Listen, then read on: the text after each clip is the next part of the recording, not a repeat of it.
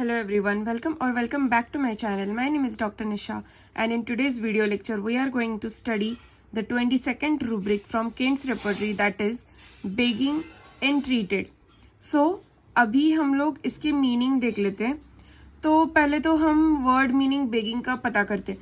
तो बेगिंग मतलब हमें पता है क्या होता है, रिक्वेस्टिंग समवन या फिर कुछ पूछना, और ऐसे पूछना कि सामने वाले को हम लोग कुछ वापस नहीं देने वाले. ठीक है, एक दो काइंड के रिक्वेस्ट होते हैं. एक तो बेगिंग में और रिक्वेस्ट में क्या डिफरेंस है. तो बेग करते हैं हम लोग तो हमारे प्रॉफिट के लिए बेग करते हैं, चैरिटी के लिए बेग करेंगे, मतलब उसके पीछे हमें पता होता है कि हमें इन सामने वालों को हम लोग सिर्फ बेग करेंगे और कुछ देना नहीं होता. सो that is a different kind of thing, that is a different begging. मतलब हम लोग सेम रिक्वेस्ट में भी हम लोग बहुत पोलाइटली जेंटली पूछेंगे. ठीक है, बेगिंग में भी हम लोग बहुत पोलाइटली जेंटली पूछेंगे, लेकिन रिक्वेस्ट में क्या करेंगे कि सामने वाले को हम लोग पूछेंगे कि ये मुझे चाहिए, प्लीज आप दे दो. लेकिन हमें ये पता होता है कि हमें ये देना है, कुछ पीरियड के बाद हमें उनको वो लौटाना होता है. तो वो एक डिफरेंट काइंड का रिक्वेस्ट हो गया. ठीक है, और बेगिंग में हमें पता है कि सिर्फ हमें लेना है उनसे, तो ऐसे प्यार से बोल के सिर्फ हमें लेना है, दैट इज अ बेगिंग. ठीक है, begging entreated, that is what requesting very politely gently और very softly and having a fear in mind कि है ना, अगर हम लोग कुछ पूछेंगे तो हमें पता है कि सामने वाला देगा या नहीं देगा. ठीक है, इसीलिए हम लोग बहुत सॉफ्टली प्यार से पूछेंगे.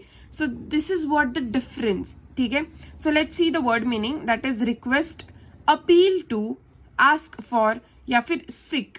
ठीक है, so this is the meaning. Now let's see the explanation. The explanation is requesting for something to someone, मतलब कुछ चीज पूछना किसी को. ठीक है, हमें पता है जो देखो हम लोग अगर सिग्नल पे चले जाते हैं तो बहुत सारे छोटे छोटे बच्चे आ जाते हैं, हमें बोलते हैं कि है ना प्लीज मुझे खाने को दे दो, मैंने 2 दिन से नहीं खाया, 3 दिन से नहीं खाया. ये लोग जो बोलते हैं वो बहुत प्यार से बोलते हैं, या फिर ऐसे बोलते हैं कि हम लोग कन्विंस हो जाए उनसे कि हाँ शायद इसने खाया ही नहीं होगा, और उनका ड्रेसअप भी वैसे रहता है, उनका फेस भी वैसे ही करते. तो हम लोग बहुत पिटी लुक देते हैं वो लोग हमको, इसलिए हम लोग बोल देते हैं हाँ चलो ठीक है, हम लोग कुछ पैसे देते हैं या फिर खाने की चीज दे देते हैं उन लोगों को. So that is what begging, या we are not expecting anything from them back, right. So this is what begging और दिस इज व्हाट रिक्वेस्टिंग और entreating, right. Now while requesting they has feeling that the other person will get angry. So while some people are begging or while that childrens on the signal are begging, they know कि है ना सामने वाला बंदा हमें चिल्लाने वाला है या फिर हमें नहीं देगा कुछ भी, हमारा इंसल्ट करके हमें भगाने वाला है, डांट के भगाने वाला है, ऐसे कुछ करने वाला है. फिर भी वो लोग आते क्यों? क्योंकि उनकी मजबूरी होती है, उनको शायद सच्ची में उनको भूख लगी होती है, या फिर कोई उनका हेड होता है जो उनको कंट्रोल करता है. We never know that thing, okay.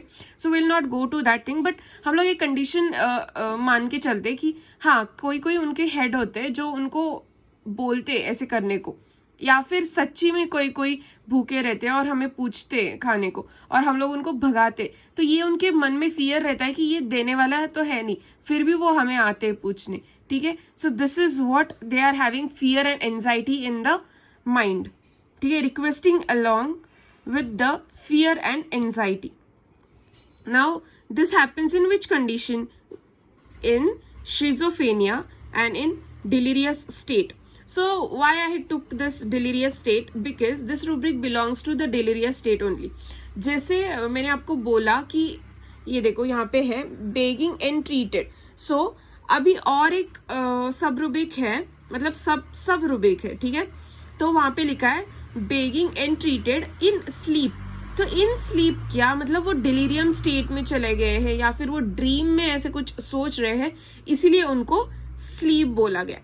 ठीक है, now remedies. So arsenicum album और स्ट्रैमोनियम, ये 2 ही रेमेडीज सिर्फ केंट रेपर्टरी में दी है under the rubric begging entreated, और under the rubric begging entreated in sleep stramonium is given, stannum metallicum is given. So will see both of this. Now arsenicum album हमें पता है बहुत ज्यादा फास्टिडियस पीपल रहते हैं, बहुत ही ज्यादा. उनको ऐसे चुट चुट चुट चुट एकदम फास्टली काम करने की आदत रहती है, इसीलिए उनको हॉर्स से नवाजा गया या फिर कुछ कंपेयर किया गया है हॉर्स से, ठीक है। और अर्सेनिकम एल्बम के पीपल जो रहते हैं ना, बहुत कॉन्जर्वेटिव काइंड ऑफ पीपल रहते हैं, मतलब खुद के लिए भी, खुद के फैमिली के लिए भी सोचने वाले पीपल रहते हैं, और आजू बाजू अपने फ्रेंड्स के लिए भी सोचने वाले पीपल रहते हैं, और सबका भला सोचने वाले पीपल रहते हैं। तो ये लोग जो रहते हैं ना, वो फैमिली मेंबर्स को या फिर अपने बच्चों को बहुत ज्यादा बेक कर दे, प्लीज यार आज होमवर्क कर दो, प्लीज होमवर्क कर दो, प्लीज। अगर तुम लोग होमवर्क नहीं करोगे तो कल तुम्हारी टीचर तुम्हें डांट लगाएगी, उससे बचना है तो प्लीज प्लीज प्लीज होमवर्क कर दो। ये काइंड के पर्सन रहते, ठीक है। अगर कोई नॉर्मल इंसान ले लो, नॉट अर्सेनिकम एल्बम, कोई अदर, तो वो अपने बच्चों को डांटेंगे, ए चलो होमवर्क कर दो, ए चलो ये कर दो, ए चलो वो कर दो, ये ऐसे बोलेंगे। लेकिन अर्सेनिकम एल्बम के पेशेंट कैसे रहेंगे, वो बोलेंगे प्लीज ये कर दो, means they will start begging in front of their children, they will start requesting to their children in very harmonious way और इन वेरी पिटियस वे, ऐसे वो बहुत ज्यादा ऐसे करके बोल देंगे। तो और हाँ, कोई अगर उनका बच्चा या फिर उनकी वाइफ या फिर उनके कोई भी रिलेटिव अगर बीमार होंगे, अभी कोविड पेशेंट था एक मेरे पास, तो वो पेशेंट कैसे करते थे पता है, उनकी फैमिली में भी कोई भी बीमार नहीं था, ठीक है, फिर भी, और उनकी एक बच्ची है छोटी, फिर भी वो उनकी बच्ची को बोलते थे प्लीज काढ़ा पी ले, प्लीज काढ़ा पी ले। ऐसे फुल ईयर उन्होंने ना, मार्च से लेके नेक्स्ट मार्च तक या अप्रैल तक उन्होंने ना काढ़ा हर रोज पिया है, हर रोज, और उनके छोटे बच्चे को भी पिलाया है। वो बच्ची कुछ 5th 6th में थी, उसको भी एवरी डे काढ़ा, देन स्टीम, देन बहुत ज्यादा बाम लगा के सोना and everything, Vicks rub and all, ये सब कुछ बहुत ज्यादा प्रिकॉशंस उन्होंने ली। That is what arsenicum album, caring, over caring to their family members और to their love ones, and they are begging to them to take care, ठीक है। अगर वो कुछ कर रहे, ऐसे गलत कर रहे, लाइक स्टीम नहीं ले रहे, ठीक है, तो वो बोलेंगे, रिक्वेस्ट करेंगे, बार बार रिक्वेस्ट करेंगे जब तक वो स्टीम नहीं लेते। So this is what arsenicum album, and the opposite of this is स्ट्रैमोनियम।